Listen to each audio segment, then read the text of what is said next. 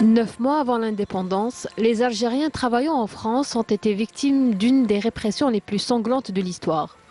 Sortis manifester pacifiquement le 17 octobre 1961 contre le couvre-feu qui leur a été imposé ainsi qu'à la fermeture des restaurants et autres établissements appartenant à des Algériens, des milliers de Français musulmans d'Algérie ont bravé le couvre-feu pour dénoncer cette décision discriminatoire. Une décision qui avait comme objectif de mettre un terme aux attaques contre les policiers et paralyser les activités de militantisme des Algériens vivant en France.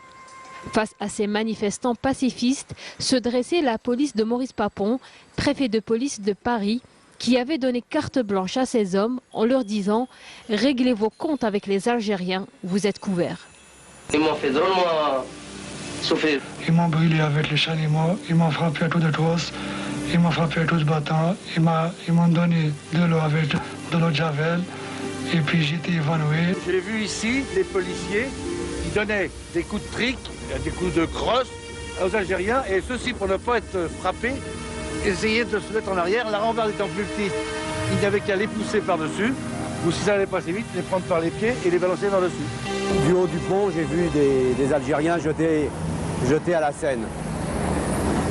Et tout ceci dans l'indifférence totale des habitants du quartier, bien sûr.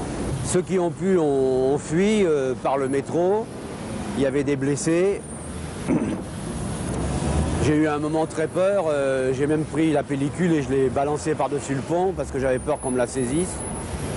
Et puis ensuite, le soir, j'ai entendu un Algérien dire qu'il y a des morts à Nanterre. Alors j'ai pris un taxi et j'ai foncé à Nanterre.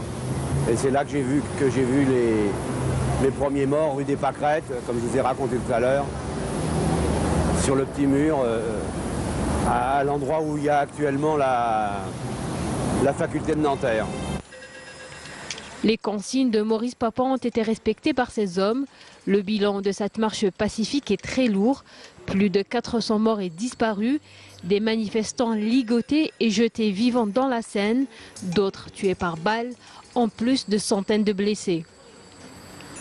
Ce qui devait être une marche pacifique est resté dans les annales de l'histoire comme la répression d'État la plus violente qu'ait jamais provoqué une manifestation de rue en Europe occidentale.